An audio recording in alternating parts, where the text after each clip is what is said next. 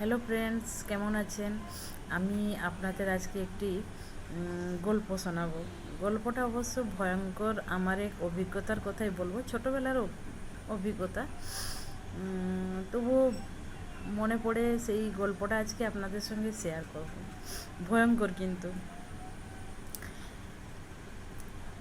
আমি তখন ক্লাস 6-এ পড়তাম, আমার ভাই ক্লাস 3-তে পড়তো। বাবা মা সেদিন সন্ধেবেলা ঘরে ছিল না, কাজে কোথায় গেছিলেন। আমার বাড়ির একটু বর্ণনাটা দিয়ে দিই। আমার বাড়ির একটাই ঘর ছিল, একটাই রুম। পিছর থেকে দুটি পুকুর ছিল, বড় বড় পুকুর। পুকুরগুলো প্রচুর জল এবং ভয় লাগতো। যাই হোক, সন্ধ্যাবেলা পড়তে বসেছি। আমার ঠিক মনে পড়ে আমি ইংলিশ বই নিয়ে বসে পড়তে বসেছি, ক্লাস 6-এ পড়ি। ভাইকে বলছি, ভাই পড়তে বস। ভাই পড়তে বসতে চায়নি, বলছে না আমি পড়বো না, তুই পড়। ঠিক আছে, আমি পড়তে বসছি। দিয়ে পড়তে বসেছি, হঠাৎ দেখি একটা আওয়াজ হচ্ছে, ঢপ ঢপ ঢপ ঢপ আওয়াজ হচ্ছে, যেন মনে হচ্ছে পুকুরে কেউ মানে কলসি ডুবাচ্ছে। এরকম একটা বিকট আওয়াজ হচ্ছে। আওয়াজটা এমনভাবে হচ্ছে যে আমি ভয় পেয়ে গেছি। আর আমি সত্যি কথা একটু ভীতু মানুষ আর কি, ভয় পেয়ে গেছি। ক্রমশ দেখছি আওয়াজটা আস্তে আস্তে বাড়ছে। তখন ভাই আমার কাছে বসেছিল, সে খেলা করছিল। যে ভাইকে বলছে, ভাই এই শব্দটা কোথা থেকে আসছে বলতো, ভয়ঙ্কর শব্দ।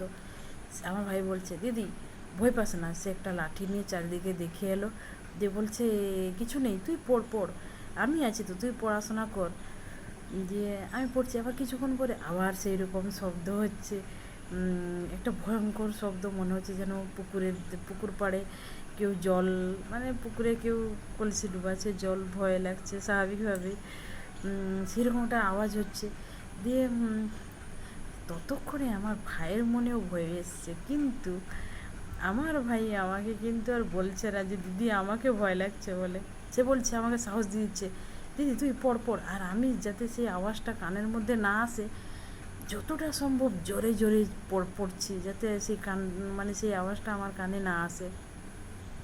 জোরে জোরে পড়ছে। আর এত আমি ভীতু যে সেই মানে বইটা বন্ধ করে বাইরের দিকে, দরজা বন্ধ করে বাইরের দিকে চলে যাব, সেই সাহসটুকুও আমার নেই। লাস্টে ভাই তার শব্দ শুনতে যখন ভয় পেয়ে গেছে, সে আর অতিরিক্ত না পেরে লাস্টে দরজার বাইরে গিয়ে একটা লাঠি নিয়ে সেখানে বসে আছে। যায়নি আমাকে ছেড়ে, সে বসেই আছে। দিয়ে অনেকক্ষণ এইসব কাজকর্ম চলছে ভয়ের, মানে আমি তো ভয়ে প্রচুর জোরে চিৎকার করে করে পড়ছি যাতে আওয়াজ না আসে, এত ভয় পাচ্ছি। কোথা থেকে আওয়াজ হচ্ছে যেন, খুব ভীতু। মানে সে কি কন্ডিশান, ভয়ঙ্কর কন্ডিশান। তারপরে কিছুক্ষণ পরে, বেশ কিছুক্ষণ পরে, আধ ঘন্টা মতন পরে আমার বাবা ফার্স্টে বাড়ি এলেন। দিয়ে বাবাকে ভাই বলছে, বাবা জানো এরকম এরকম আওয়াজ হচ্ছে। আমার বাবা এসে কান পাততে দেখেন, সত্যিই তো সেই রকম আওয়াজ হচ্ছে, ভয়ঙ্কর একটা আওয়াজ লাগছে, মনে হচ্ছে যেন পুকুরে কেউ কিছু ডুবাচ্ছে, এ করছে। দিয়ে বাবা আর কী করবেন, বাবা কী করলেন, একটা টর্চ ব্যাটারি নিয়ে পুকুর পাড় থেকে একটু ঘুরে এলেন, দেখলেন না কিছু তো নেই। আবার বাড়ি এসে দেখেন আবার আওয়াজ হচ্ছে। কি করা যায়, কি হবে তাহলে। আমি ততক্ষণ একটু সাহস পেয়েছি যেহেতু বাবা এসছেন। তারপরে ঘরে আমরা টর্চ নিয়ে বাবার পিছু পিছু আমি, না বাবার পিছু পিছু ভাই, ভাইয়ের পিছু পিছু আমি, দিয়ে গোটা খোঁজাখুঁজি করছি কোথা থেকে আওয়াজ আসছে। কোথা থেকে আওয়াজ আসতে আসতে দেখা গেল যে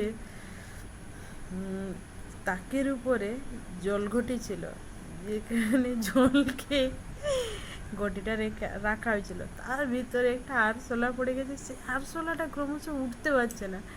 সে তার কী করছে না, সে উঠতে পারছে না বলে জলের উপরে ঢপ ঢপ ঢপ ঢপ আওয়াজ করছে, এবং সেই যে আওয়াজটা বেরোচ্ছে সেইটাই আমরা ভাবছি হয়তো পুকুর থেকে আসছে, এবং সেটা পেয়ে ভয় পেয়ে গেছে। যখন দেখেছি যে ওইখান থেকেই মেন মানে শব্দটা বেরোচ্ছে, সেইটা দেখে ততক্ষণে আমাদের তিনজনের মুখে পুরো হাসির ফোয়ারা ফুটে গেছে। আর কি হাসি, মানে ভাবুন, এইটাই হচ্ছে আমার ছোটোবেলার একটা ভয়ঙ্কর এবং কি বলবো, খুব মজার অভিজ্ঞতা, যেটা আপনাদের সঙ্গে শেয়ার করলাম। আপনাদের কেমন লেগেছে আপনারা কমেন্টে অবশ্যই বলবেন। এরকম অনেক আমার ছোটোবেলার অনেক হাসির অভিজ্ঞতা আছে, যেটা সময় পেলে অবশ্যই আপনাদের শোনাবো।